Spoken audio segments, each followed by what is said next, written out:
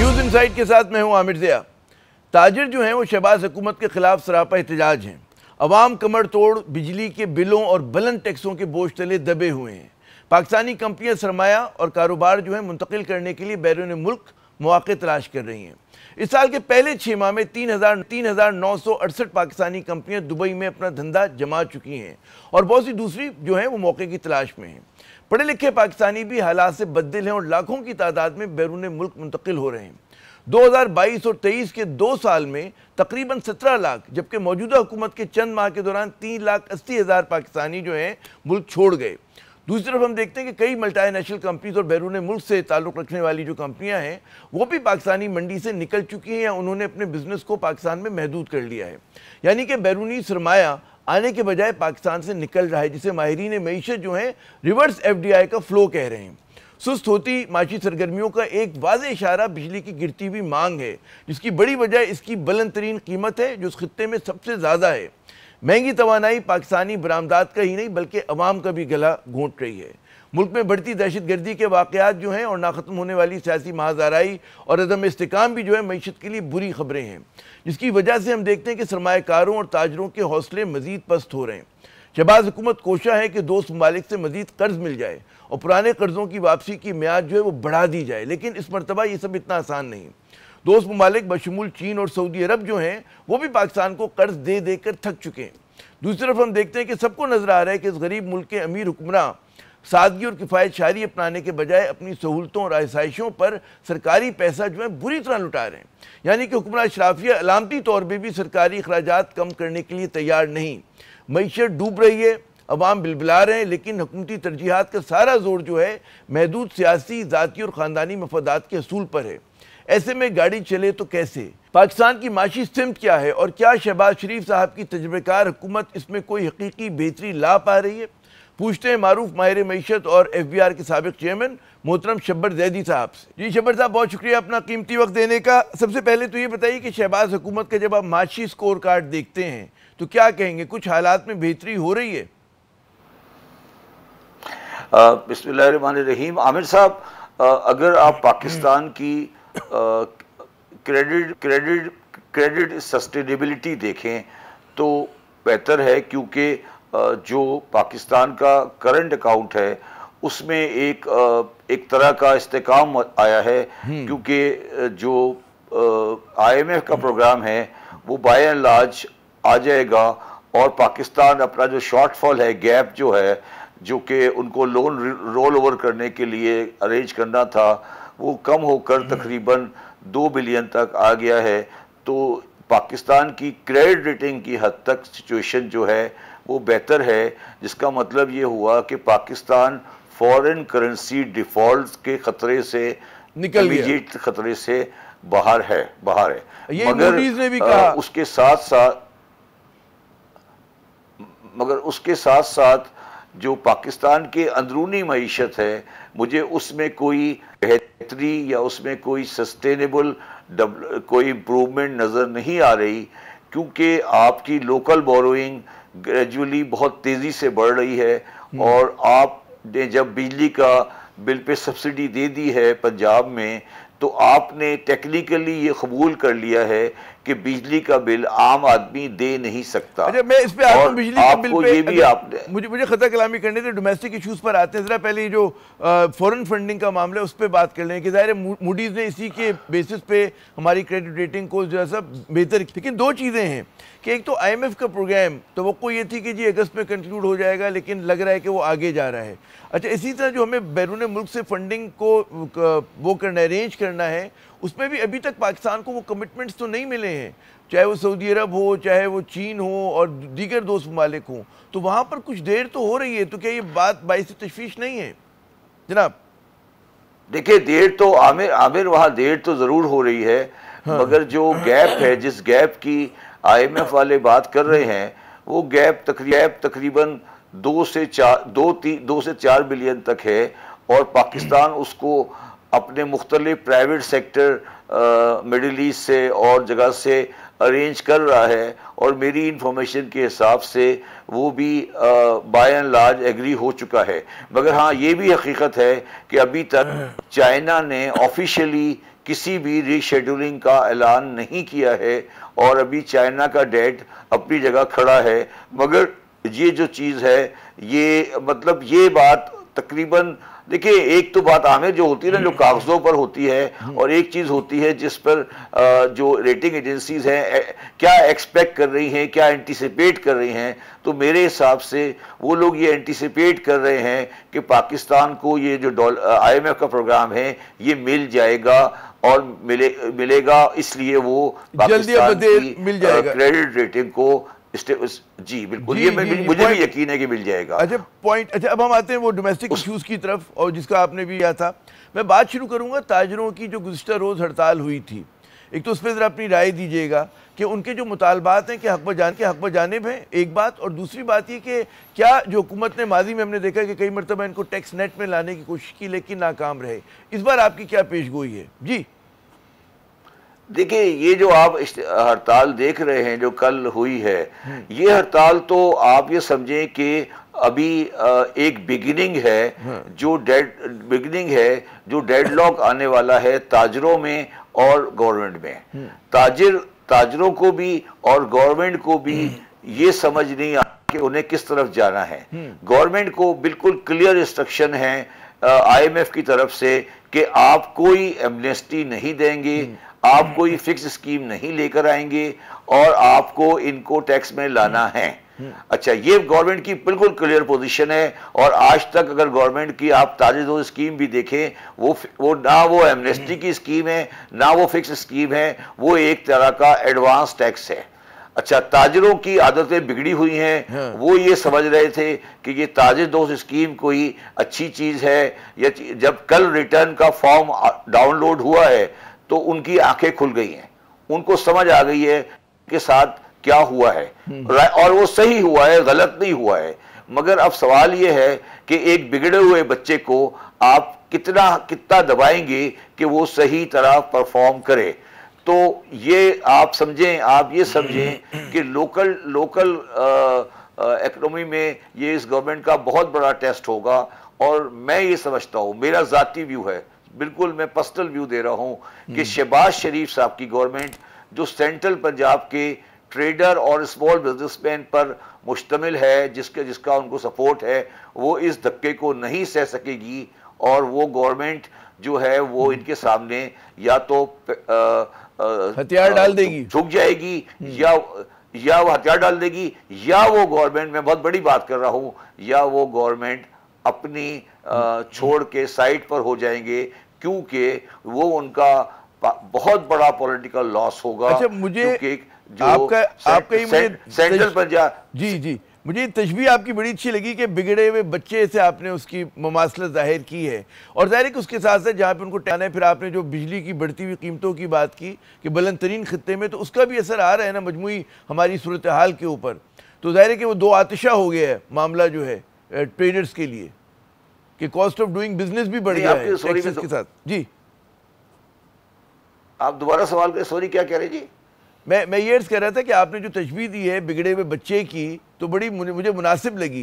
लेकिन इस बिगड़े हुए बच्चे के साथ एक और जो जुल्म हो रहा है वो तवानाई की बुलंद कीमतें हैं, जिसकी वजह से जो है वो सस्टेनेबल नहीं रहा ना। पाकिस्तान में कॉस्ट ऑफ डूइंग बिजनेस जो है बहुत मुश्किल हो गया। देखिए, मैं उस पे आ रहा हूँ। देखिए वो चीज़, देखिए आमिर साहब, मैं आपको एक बात, मुझे एक चीज़ की बड़ी खुशी है, मतलब अच्छी खुशी नहीं है, मगर एक बात की मुझे इत्मीनान है कि पाकिस्तान में वो चीज़ें जो पहले अंडर द कारपेट दबा दी जाती थी, जो पाकिस्तान के डिस्कशन में नहीं आती थी, वो आज डिस्कशन में आ गई हैं। अब वो सही हो जाएंगी। पहली बात, उसमें बिजली की कीमतें क्या एक आम आदमी बर्दाश्त कर सकता है? जब सब्सिडी आपने पंजाब पे दे दी है तो इसका मतलब यह है कि आपने रिकॉग्नाइज कर लिया कि बिजली की प्राइस नहीं दे सकता कंज्यूमर। और ये रियलिटी है कि पाकिस्तान में जो आज बिजली की कीमतें हैं वो पाकिस्तान के आम आदमी के लिए अफोर्डेबल नहीं हैं। और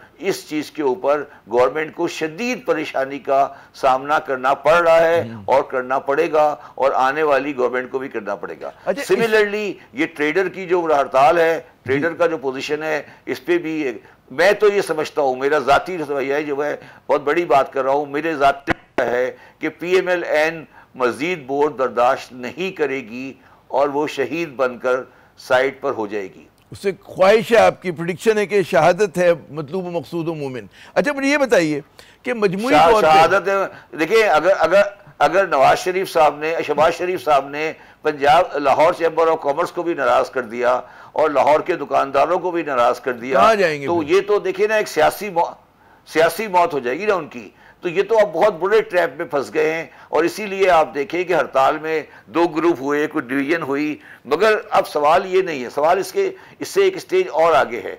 अगर आप पाकिस्तान में बिजली की जो खपत है या जो बिजली की जो तलब है वो देखें तो पाकिस्तान में बिजली की तलब कम हुई है। एक डेवलपिंग कंट्री के अंदर जिसकी आबादी 2% से बढ़ रही है, बिजली की अगर तलब कम हुई है तो इसका मतलब है कंट्री नीचे जा रहा है और इसका मतलब है कि प्रोडक्शन कैपेसिटीज कम हो रही हैं और तिजारती और कारोबारी सरगर्मियां जो है वो कम हो रही हैं। अच्छा इसी से जुड़ा एक और सवाल है शब्बर साहब, ये तो मैं कहूँगा मुल्क में जब आपने पूरा नक्शा खींचा कि बिजली की खपत जो है हमारी यहाँ कम हो रही है और नाराज़गी जो है हमारे ट्रेडर्स की, कि मुल्क में मजमूई अगर हम बात करें कि सरमायाकारी की फ़ज़ा, कारोबार की फ़ज़ा, तिजारत की फ़ज़ा कैसी है? आपको उठना बैठना इन्हीं लोगों में है, क्या कहते हैं लोगों का सेंटिमेंट क्या है? जी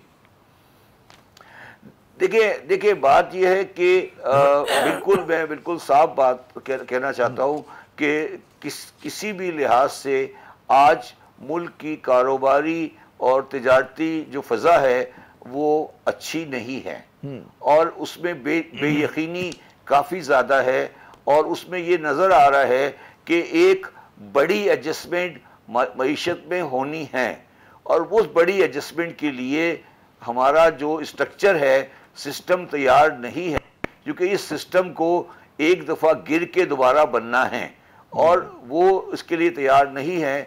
आप अगर बात करते हैं बैरूनी सरमायाकारी की, तो मैं वो वाहिद आदमी था जो बार बार कह रहा था कि बैरूनी सरमायाकारी आने के चांसेस बहुत कम हैं और देखिए पिछले 7-8 महीने में बैरूनी सरमायाकारी नहीं आ रही और उसकी लॉजिकल रीज़न है।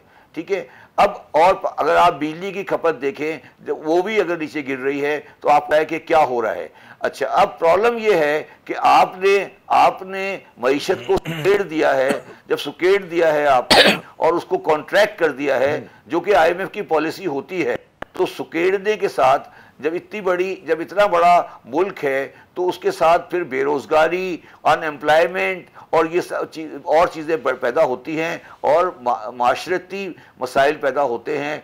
तो हम एक बहुत नाजुक मोड़ पे आके खड़े हो गए हैं और हमें एक बहुत बड़ा विजन चाहिए, कौमी विजन चाहिए इस मुल्क को आज यहाँ से निकालने के लिए। दुरुस्त। अच्छा, ये जो आपने बात की कि जो माहौल आपके बकौल ख़राब हो, उसका एक ज़ाहिर है कि इंडिकेशन ये भी है कि पाकिस्तान की कंपनियां बैरून मुल्क जा रही हैं और पाकिस्तान में जो मल्टीनेशनल्स हैं वो भी अपना काम समेट रही हैं, बाज़ चली गई हैं, बाज़ जो हैं वो पाइपलाइन में हैं। ये तमाम इंडिकेशन है कि जी रिवर्स FDI का फ्लो हो रहा है आपके मुल्क में। जी देखिए, बात यह है मल्टीनेशनल जा रही हैं, वो तो बिल्कुल ऑब्वियस है कि किसी भी आदमी के लिए जो डॉलर में इन्वेस्ट कर रहा है और डॉलर में रिटर्न चाहता है, उसके लिए 280 रुपए डॉलर के ऊपर इन्वेस्टमेंट वायबल नहीं है। अगर मैं आज ग्लेक्सो का ओनर हूँ या मैं एबर्ट का ओनर हूँ या मैं आज यूनिलीवर का ओनर हूँ, तो मेरा जो साबुन बिक रहा है, मेरी जो दवा बिक रही है, वो तो रुपये में बिक रही है, उसमें इन्फ्लेशन नहीं है। जबकि मुझे जो डॉलर मिलता है बाहर, वो मुझे 280 से डिवाइड होके मिलता है। तो मुझे अब पाकिस्तान में डॉलर वाला बिजनेस मुझे वायबल नहीं है। जिस आदमी को रिटर्न डॉलर में चाहिए उसके लिए पाकिस्तान एक वायबल कंट्री नहीं है। ये एक बुनियादी हकीकत है, लोगों को समझ नहीं आ रही कि भाई सिंपल बात है कि मैंने अगर $100 इन्वेस्ट किया था तो मुझे रिटर्न जो मिलता है पाकिस्तान में, जो अगर मैं यूनिलीवर हूँ, साबुन बेच रहा हूँ या ग्लेक्सो वेलकम हूँ, दवाएं बेच रहा हूँ, तो वो तो रुपये में बिकेगी ना। उसका जो रिटर्न है और जो मुझे टैक्स काटने के बाद जो मुझे मिलेगा, टैक्स है, बिल्कुल बिल्कुल पॉइंट नोटेड। अच्छा, एक और हुकूमत जो कहती है, जब अपनी कारकर्दगी की बात करती है तो एक बहुत बड़ा उनके पास एक वो होता है, झंडा होता है लहराने के लिए कि जी रेवेन्यू कलेक्शन हमने कई गुना बढ़ा दिया है और मुसलसल बढ़ा रहे हैं। उसको किस तरह से देख रहे हैं? क्या ये हुकूमत की आला कारकर्दगी का सबूत है? इसको इस तरह से लेना चाहिए जनाब? देखिए, टैक्स कलेक्शन जो है उसका जो आप किसी दिन बुला लें FBR चेयरमैन साहब को और उनसे पूछें कि कितना टैक्स आपने इंपोर्ट स्टेज पे कलेक्ट किया है, कितना टैक्स आपने कंपनियों से लिया है जो उन्होंने कंपल्सरीली दिया है, और कितना टैक्स आपने विथहोल्डिंग पे लिया है। अगर वो 98 या 99% से ज्यादा होगा तो इन्होंने तो सिर्फ 1% टैक्स कलेक्ट किया है। ये बेकार की बातें हैं। जैसे जैसे डॉलर की वैल्यू बढ़ती है पाकिस्तान की टैक्स कलेक्शन बढ़ जाती है। आप इंपोर्ट की वैल्यू बढ़ा लें, पाकिस्तान की टैक्स कलेक्शन बढ़ जाएगी। तो टैक्स कलेक्शन में कोई सब्सटेंशियल इंप्रूवमेंट नहीं है for the last many many many many years. के बेहतर होने की भी इंडिकेशन नहीं है। नहीं, मेरे देखो आमिर, बात बड़ी सिंपल सी है। अगर आपको पाकिस्तान की टैक्स कलेक्शन को डिटरमिन करना है ना, तो आप ये बता दें कि डॉलर में कितने बिलियन टैक्स हमारा 1990 में था, कितना 2000 में था, 2024 में कितना, डॉलर टर्म में निकाले तो आपको अंदाजा हो जाएगा कि आपकी tax collection bye and large stagnant है। अच्छा, और उसकी वजह ये स्टैग्नेंट की वजह ये है। हाँ, मैं कह रहा हूँ क्योंकि वो हमारे सेगमेंट के आखिरी लम्हात हैं, आखिरी 1-2 मिनट हैं। 2 मेरे सवाल आते हैं, बहुत अहम सवाल आते हैं कि क्या हुकूमत की माशी सिमत के अहदाफ हैं वो आप समझते हैं कि बिल्कुल सही सिमत में है, या आप कि उसको आप समझते हैं कि ठीक होना चाहिए, क़िबला दुरुस्त करने की ज़रूरत है? नहीं, देखो, पाकिस्तान की इस वक्त कोई माशी सिमत नहीं है। ये गलत है कि माशी सिमत कोई है। पाकिस्तान की माशी सिमत इस वक्त सिर्फ ये है कि हम डिफॉल्ट में नहीं जाएं। कोई माशी सिमत नहीं है। मुझे बता दें कौन सी सिमत है, इनका कौन सा प्लान है, ये क्या चाहते हैं, या इनको को पता है कि या ये मुझे बता दें कि ये क्या एक्सपेक्ट कर रहे हैं कि 2026 में 2028 में डॉलर कितने का होगा। तो आप लोग जो बात करते हैं ना माशी सिमत, तो मुझे हंसी आती है। पाकिस्तान की सिमत इस वक्त सिर्फ ये है कि कश्ती डूब नहीं जाए, बस, इससे ज्यादा कुछ नहीं है। वो हम हंसी हम चुप रहे, मंजूर था पर्दा तेरा। आखिरी सवाल, ये जो हुकूमत इतने कहते हैं ना मसाइद किस्म के माशी हालात हैं कि हुकूमत के जो अल्ले तल्ले हैं, जो उसके खराजात हैं, उसमें कोई कमी नहीं हो रही, किफ़ायत शारी एजेंडे पे नहीं है, सादगी हमारे एजेंडे पे नहीं। क्या वजह है इसकी? होनी चाहिए, अगर हम करें सिंबॉलिक तरीके से ही करें तो फर्क पड़ेगा कोई? जी देखिए, पहले मैं समझता था कि ये करप्शन है, ये चीजें हैं, मगर मैं अब समझता हूं कि ये एक्चुअली इनकॉम्पिटेंट है। इनको माशी इंप्रूवमेंट, सस्टेनेबल इकोनॉमिक डेवलपमेंट की अलिफ बे भी नहीं आती। ये बेसिकली मैं कहना तो नहीं चाहिए, बट ये बेसिकली अनएजुकेटेड किस्म के लोग हैं जो कि long term economic sustainable development को समझते नहीं हैं। ये डे टू डे बेस पे काम करने के शौकीन हैं, दुकानदार टाइप लोग हैं। इससे ज्यादा इनकी सोच नहीं है कि आज की बैलेंस शीट मिला लो, कल देखा जाएगा। आप मुझे जी बहुत बहुत शुक्रिया शब्बर ज़ैदी साहब, आपने अपना कीमती वक्त दिया। नाज़रीन, जो असल जो मसला है वही है कि जी सलाहियत का है। अब यहाँ पे हम लेते हैं वक्फे के बाद जब दोबारा हम हाजिर होंगे तो हम कुछ बात करेंगे कि आला अदलिया के हवाले से जो कानून साजी हो रही है उस पर कुछ बात करेंगे, और फिर हम देख रहे हैं कि इमरान खान जो है वो कोशिश कर रहे हैं कि जी ऑक्सफोर्ड यूनिवर्सिटी का जो है वो इंतखाब लड़ें चांसलर का, वो भी एक तरह से मुतनाज़ा बन रहा है या बनाया जा रहा है, उस पर भी बात करेंगे, लेकिन वक्फे के बाद। जनाब, साबिक़ वज़ीर-ए-आज़म इमरान खान ने ऑक्सफोर्ड के चांसलर के इंतखाब के लिए कागजात जमा करवा दिए और उन्हें एक मजबूत उम्मीदवार जो है तस्वुर किया जा रहा है। लेकिन इस मौजू पर पहले वज़ीर इत्तलात पंजाब मोहतरमा उज़्मा बुखारी साहिबा का बयान आया और फिर हुकूमती मुशीर बराए कानून इंसाफ मोहतरम बैरिस्टर अकील मलिक साहब ने एक प्रेस कॉन्फ्रेंस कर डाली, जिसमें बरतानिया के एक टैबलॉइड डेली मेल में शाया होने वाली खबर को बुनियाद बनाकर इमरान खान पर इल्ज़ामात की बारिश कर दी गई। लेकिन इससे भी अहम बात वो मुमकिना कानून साजी है जिसके ज़रिए सुप्रीम कोर्ट के जजेस की तादाद 19 से बढ़ाकर 23 कर दी जाएगी। इसके अलावा भी कौमी असम्बली में कई बिल ऐसे पेश होने वाले हैं जिनका ताल्लुक अदलिया से है। हम बात करते हैं इस अहम तरीन मौजू पर। हमारे साथ मौजूद हैं बैरिस्टर अकील मलिक साहब, मुशीर बराए कानून इंसाफ, और उनसे पूछते हैं कि मामलात हैं क्या। बहुत शुक्रिया अकील मलिक साहब अपना कीमती वक्त देने का। सबसे पहले वो आते हैं इमरान खान का जो कहते हैं ना चांसलर के इंतखाब लड़ रहे हैं, उस पर आपने प्रेस कॉन्फ्रेंस भी की। अच्छा, असूली तौर पे अगर कोई पाकिस्तानी ऑक्सफोर्ड जैसे इदारे का वाइस चांसलर बन जाए तो खुशी की बात होनी चाहिए अगर बन सके। तो क्या वजह है कि हुकूमत ज़रा सी बेचैन नज़र आ रही है और एक उनके खिलाफ एक महाज सा खुल गया है ज़रा समझाइए हमें जी।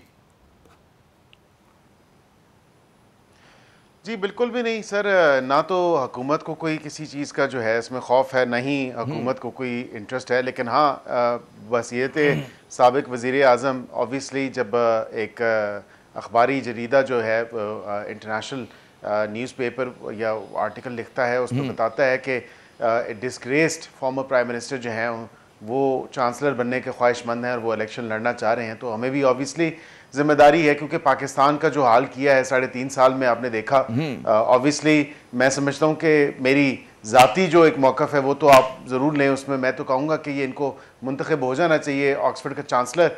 और इस पर कम अज़ कम ये चीज़ ज़रूर देखनी चाहिए कि ऑक्सफोर्ड वालों को, कि जो पाकिस्तान ने सफ़र किया है वो इनको भी, ऑक्सफोर्ड वालों को भी सफ़र करना चाहिए।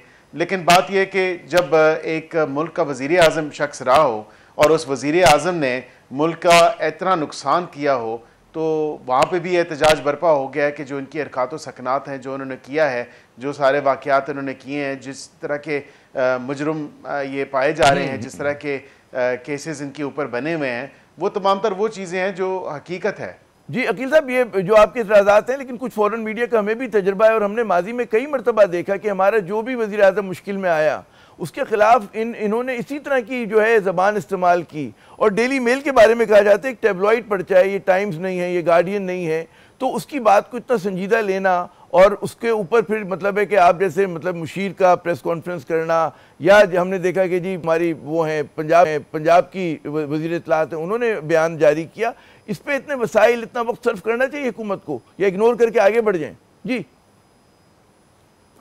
नहीं आमिर साहब, पहली तो बात है डेली मील का, मैं जो आपको अगर ये for setting the record straight मैं ये ज़रूर बताऊंगा कि उन्होंने एक इल्ज़ाम शहबाज शरीफ साहब पे लगाया था, वज़ीर आज़म पाकिस्तान पे, जब उस टाइम पे वो वज़ीर आला थे पंजाब के, और उस टाइम पे जब ये इल्ज़ाम लगा तो ऑब्वियसली ये इसकी क्लैरिफिकेशन सीख की गई और उनको वहाँ पे नोटिस गया। जब नोटिस गया उन्होंने अपनी तमाम तर चीज़ों को देखा, तो वो आपको याद होगा कि नैब की इंक्वायरी के हवाले से था, डिफेंस के फंड्स के हवाले से था, उन्होंने बाकायदा माफ़ी मांगी, उन्होंने अपोलोजाइज किया, उन्होंने करेक्ट किया अपने आप को, उन्होंने कहा कि जी ऐसी कोई बात नहीं थी, ना कोई नैब की इंक्वायरी थी, हम माजरत चाहते हैं। तो डेली मेल ने तो खुद अपना जो है उसकी वजाहत पेश की है।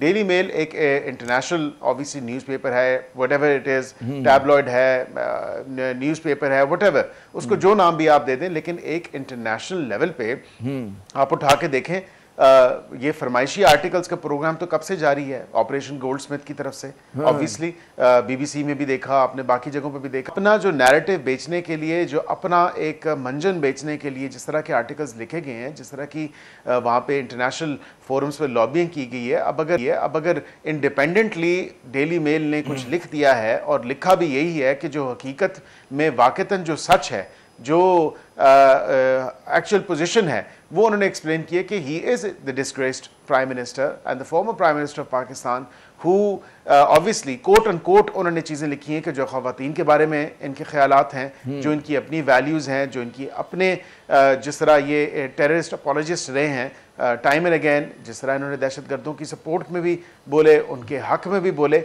सो these are all these things. और कन्विक्टेड तो ये हैं ऑब्वियसली, ये तो नहीं है कि कन्विक्टेड नहीं है, और अंडर ट्रायल भी है कई केसेस के लिए। So all of these things obviously देखना तो जो उस कमेटी ने है ऑक्सफोर्ड में जो है वही देखेगी, वही फैसला करेगी whether he is fit to be the chancellor और नॉट, और इवन के नॉमिनेट अगर इनको करना है तो इन्होंने अपनी सेल्फ नॉमिनेशन तो की है, लेकिन जो पेपर पास होने हैं, जो स्क्रूटनी होनी है इनकी नॉमिनेशन के ऊपर, वो तो उसकी कमेटी ने देखना है। लेकिन having said all of this, somebody who has obviously gone far and beyond in dismantling Pakistan and literally Pakistan की अवाम को उन्होंने हर्ट भी किया, पाकिस्तान के सेंटिमेंट्स के साथ भी खेला और पाकिस्तान को नुकसान भी पहुंचाया। So after somebody who's done all of this, then I explained today that this is somebody who is vying for this position, वो जो चाह रहा है कि वो चाहता है कि मुझे इस पोजीशन पे लाया जाए, ऑब्वियसली दिस इज अ वे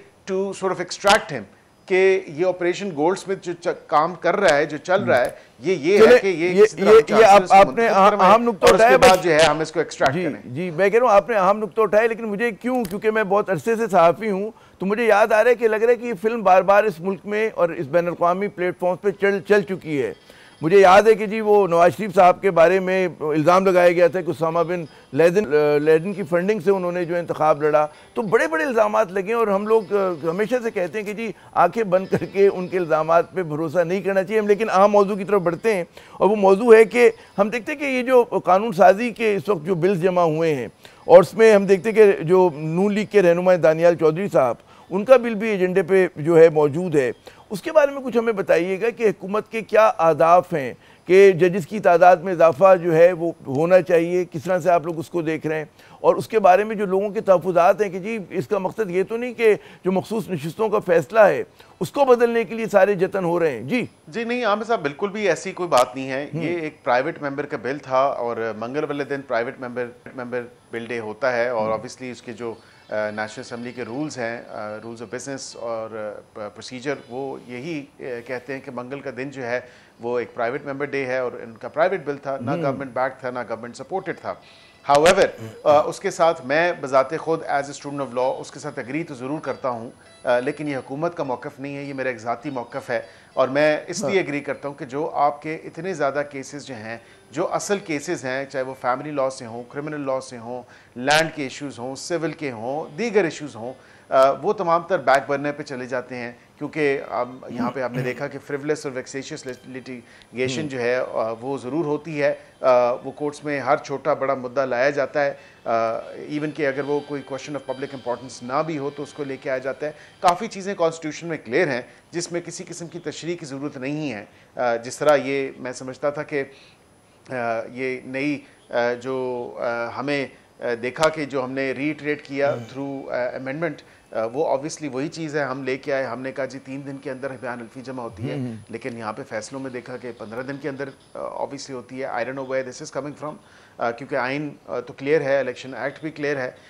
दानियाल साहब का जो बिल है वो ऑब्वियसली मैं बजाते खुद as somebody who is a student of law मैं तो उसको सपोर्ट करता हूँ, और देखता हूँ कि बिकॉज ऑब्वियसली एक वो कहते हैं कि लार्जर बेंच जब बनता है या फुल कोर्ट होता है तो वो तमाम तर बाकी जो केसेस हैं वो नहीं उनकी सुनवाई होती। तो असल मकसद तो है कि इंसाफ की फराहमी, असल मकसद है कि आम आवाम को जो इंसाफ मिले, वही मेन मकसद है। और अदालतें भी इसी पर्पस के लिए, ये नहीं है कि हम सियासी लोगों के लिए जो है अदालतें लार्जर बेंचेस बन जाएं और उसकी तशरीह के लिए भी बैठ जाया जाए। और इसको मतलब है ये सारा प्रोपेगेंडा, और आप लोगों को कोई हिडन एजेंडा नहीं है कि जी जो पुराने केसेस जिन पे फैसला आ चुका उनको जो है दोबारा से उनका जायजा लेना या उनके ऊपर दोबारा से फैसला सादिर कराना। नहीं, मैं नहीं समझता, नहीं कतन not at all sir, not at all sir, बिल्कुल इसमें ऐसी कोई बात नहीं है। उन्होंने increase in the number of जजेस की बात की थी। Again it's a private member bill. उन्होंने कहा था कि जजेस की तादाद बढ़ा दी जाए, और उसके साथ साथ उन्होंने कहा था कि कॉन्स्टिट्यूशनल बेंच कॉन्स्टिट्यूट हो, वो सुने ताकि रूटीन वर्क इफेक्ट ना हो। और मेन यही 2-4 चीज़ें थी जो उनके बिल के अंदर थी। अच्छा, मेरी नज़र से आखिरी सवाल के हमें याद है कि जिस तरह जस्टिस काजी फैज़ ईसा साहब जब चीफ जस्टिस बन रहे थे तो उनका ऐलान कई दिन पहले हो गया था, 2 कर दिया गया था। इस बार क्या कबाहत है, क्यों नहीं हो रहा मंसूर साहब का ऐलान, जबकि बिल्कुल उनकी रिटायरमेंट जो है काजी साहब की राउंड द कॉर्नर है। जी मैं एक इस पे भी अर्ज कर दूं कि पहली तो बात है वो उनकी नोटिफिकेशन कोई it doesn't serve as a president. वहाँ पे एक ऐसी सिचुएशन थी, आपको याद होगा कि एक इंटरिम सेटअप में जाया जा रहा था, केयर टेकर सेटअप में जाया जा रहा था, और इसी वजह से क्योंकि जब केयर टेकर सेटअप में होते हैं तो फिर ये कुछ चीज़ें मुश्किल होती हैं उस टाइम की नोटिफिकेशंस करना एंड सो फोर्थ। इसीलिए उस तमाम तर चीज़ को क्योंकि ऑलरेडी डिसाइड हो गया था कि पार्लियामेंट्स डिसॉल्व होंगी बाय दिस डेट, एंड इस वजह से उनका प्रायर टाइम कर दिया गया था।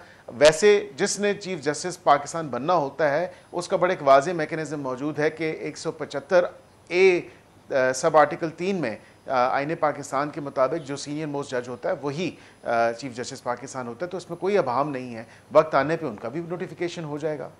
बहुत बहुत शुक्रिया अकील साहब, आपने अपना कीमती वक्त दिया। कोई भाम नहीं है नए चीज़ आने में, ये कहना है हमारे जो मुशीर हैं कानून के और इंसाफ के। नाज़रीन, यहाँ पे एक वक्फा लेते हैं, वक्फे के बाद जब दोबारा हम हाजिर होंगे तो एक और बहुत अहम सुलगता हुआ मसला, हादसा कारसाज, उसमें क्या उसकी जो मुलजिमा है उसको सज़ा मिलेगी, या जो माजी में होता रहे कि जी जिनका असर रसूख होता है वो किसी न किसी तरह से कानून का जाला तोड़ के निकल जाते हैं। बात करेंगे हम ज़िया अवान साहब से। नताशा दानिश ने 19 अगस्त को बहालत नशा अपनी गाड़ी के पहियों तले एक बाप और एक बेटी को कुचलकर हलाक कर दिया। नताशा के वकील इसे मामूल का हादसा करार देने के लिए कोशा हैं और इस उम्मीद से हैं कि दय्यत के पैसे अदा करने के बाद मुलजिमा जो है वो छूट जाएगी। लेकिन क्या ये इतना ही आसान केस है? बहालत नशा गाड़ी चलाना क्या जुर्म नहीं, और क्या नशे की झोंक में किसी को मार देना कत्ल के मुतरादिफ नहीं? नताशा दानिश का मुकदमा सिंध पुलिस और इस मुल्क के अदालती निज़ाम के लिए एक इम्तहान है। माजी में अक्सर 62 अफराद कत्ल करने और गाड़ी से कुचल देने जैसे मुकदमात में बासानी खून बहा की रकम अदा करके आज़ाद होते रहे। क्या इस बार भी ऐसे ही होगा? इसी तरह के मुकदमात में कानून क्या कहता है? पूछते हैं मुल्क के मारूफ कानूनदा मोहतरम ज़िया अवान साहब से। ज़िया साहब, ये फरमाइएगा, सबसे पहले बताएं हमें कि नताशा का जो ये केस है ये क्या आम हादसे का मुकदमा है, और क्या इतना ही आसान है कि वो दय्यत की रकम दें और उसके बाद वो आज़ाद हो जाएं? जनाब देखें, बहुत सारे ऐसे मुकदमात होते हैं जिसपे लोगों का बहुत एंगर होता है अवाम का, और अवाम का एंगर बहुत है। आप सोशल मीडिया उठा लें और आपको तरह तरह की खबरें मिलेंगी, कहीं मिसगाइड कर रहे हैं, कहीं सही बातें हैं, कहीं चीजें हो रही हैं। लेकिन ये एक बहुत इंपॉर्टेंट केस है सिंध पुलिस के लिए, कराची पुलिस नहीं कहूँगा, सिंध पुलिस के लिए, कि सिंध पुलिस और ख़ासतौर पे ट्रैफिक पुलिस और जो हमारे थाने का कल्चर है, उन सारी चीज़ों को देखते हुए और इन्वेस्टिगेशन को, ये एक चैलेंजिंग केस है उनके लिए कि इस तरह से जिस तरह लोग रोड पे दनदनाते फिरते हैं, सिर्फ नताशा नहीं, ऐसे बहुत सारे लोग हैं जो कि जिनके पास लाइसेंस नहीं है और जो बड़ी बड़ी गाड़ियों में लोगों को कुचल देते हैं। और ज़रूरी नहीं है कि उसमें कोई वेल्दी लोग हों, उसमें ये टैंकर भी हैं, उसमें ऑयल टैंकर भी हैं, पानी के टैंकर भी हैं, ये जो दूसरे जो सामान ले जाने वाले जो डंपर्स हैं वो भी हैं। तो ये सारा दिन शहर में लोगों को कुचल रहे होते हैं। तो ये एंगर जो है वो नताशा के हवाले से बहुत लोगों के सामने आया कि जिस बेदर्दी से उसने लोगों को मारा और जिस तरह से वो चला रही थी। और अब जो आज की रिपोर्ट, जो आज मीडिया में रिपोर्ट हुआ है कि नताशा जो है ना वो आइस के नशे जी, ये एक नई रिपोर्ट आई है। और एक नई रिपोर्ट भी आई है कि उनके अपनी बेल कराई। ये बताइए कि क्या इससे मतलब, क्योंकि अगर वो नशे में थी तो क्या इससे मुकदमे की नौयत बदल जाएगी? क्योंकि एक तो नशा करना एक जुर्म है, नशावर चीज़ें खरीदना जुर्म है, और फिर उसमें गाड़ी चलाना जुर्म है। तो क्या ये क्लोज टू मर्डर हो जाएगा, समथिंग लाइक मर्डर? जी आमिर साहब, देखें, ये मर्डर तो उस तरह से नहीं आएगा 302 में, लेकिन जो सेक्शंस लगी हुई हैं 322, 320, ये जो लगी हुई हैं ये भी काफी हैं। 1 साल की सजा आप अगर ड्राइविंग लाइसेंस के और इंटॉक्सिकेट होके करते हैं, मैं उस पर बात अलग करूंगा कि हमारे लॉज में गैप क्या है, बिकॉज ये एक ऐसा केस है जिसमें हमें गैप्स बहुत नजर आए हैं। जब मैंने इसको स्टडी किया तो मुझे लगा कि भाई इसमें बहुत सारे गैप्स हैं, और खासतौर पे आपके कहने पे आपने मुझे प्रॉम्प्ट किया था कि भाई मुझे इस पे स्टडी की हुई चीज, तो मैंने उस पर किया था। तो मैं आपको बताऊं कि हमारे लॉज में, पाकिस्तान पीनल कोड में कहीं भी नहीं लिखा हुआ कि कोई अगर नशे में चलाए और कौन सा नशा क्या होगा और किस तरह से उसकी सेंटेंस होगी। लेकिन 322 में नेग्लिजेंट ड्राइविंग की बात है, और खासतौर पे नताशा के पास पाकिस्तान का कोई लाइसेंस नहीं है। She was not authorised to drive, वो ड्राइव नहीं कर सकती थी पाकिस्तान में क्योंकि उनके पास कोई लाइसेंस नहीं था। यूके का लाइसेंस वैलिड नहीं होता? क्या लाइसेंस वैलिड नहीं होता? नहीं, क्योंकि यूके का अगर जो लाइसेंस है अभी वो भी उसकी वैलिडेशन होनी है कि आया वो वैलिड डॉक्यूमेंट है। लोग यहाँ जाली लाइसेंस जेब में डाल के घूम रहे होते हैं, और आपको पता है कि किस तरह से सारी चीजें होती हैं। तो बात यह है कि अभी लाइसेंस उसके पास नहीं है, और वो जो है ना आइस के नशे में थी, और उसने जो कुछ किया है तो ये एक, इसमें अभी तक जो लॉ मैंने सारा देखा है उसमें 10 साल की सजा है और दियत है। और दियत पे जैसे आपने बात की शुरू में, दियत तो उस वक्त होती है ना कि जब ये केस फाइनल हो जाए, एविडेंस हो जाए, फिर दियत की बात होती है, जुर्माने की बात होती है, कॉम्पनसेशन की बात होती है। ये जो बातें हो रही थी, लोगों को मिसगाइड किया है कि हम जी 68 लाख या 70 लाख जो एक बंदे की दियत होती है, कि ये सिर्फ इनकी दियत नहीं है जो हमारे मरहूमीन है इस केस के, बल्कि ये आम तौर पे दियत ये दिया हुआ है, टाइम टू टाइम गवर्नमेंट उसको नोटिफाई करती है कि कितनी दियत होगी, क्योंकि उसका एक अपना पैमाना है और वो फिक्स होता है। 68 to 70 लाख पर पर्सन जो है ना वो दियत है। और इसके अलावा फिर इसमें जो दियत के अलावा जो इसमें सेक्शनें लगी हुई हैं उसमें 10 साल की सजा है। ये बेलेबल है, ये नॉन बेलेबल ऑफेंस है। 322 इज नॉन बेलेबल ऑफेंस।